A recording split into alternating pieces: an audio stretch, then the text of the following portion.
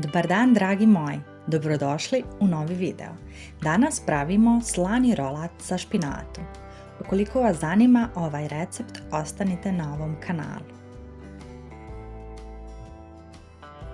U posudu za mućenje dodate 5 jaja i umutite ih sa jednom kašičicom soli. Zatim dodamo 450 g špinata. Ako koristite zaleđeni špinat, iscijedite iz njega vodu. Dodamo pola praška za pecivo i na kraju dodamo 5 onako punijih kašika brašna. Sve fino izmiješajte da nema grudivica. Kada ste dobili smjesu bez grudivica, izlijete je na papir za pečenje u neki dublji pleh. Sve fino poravnajte.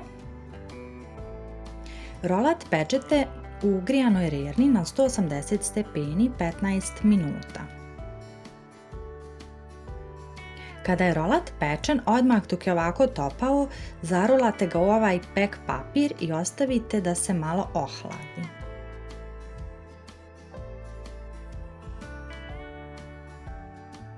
Nakon što se rolat ohladio, odmotate ga, stavite 250 g krem sira, preko 150 g šunke i 150 g sira. Ja sam koristila 200 g šunke i 200 g sira, ali mislim da je sasvim dovoljno da se stavi 150 g šunke i 150 g sira.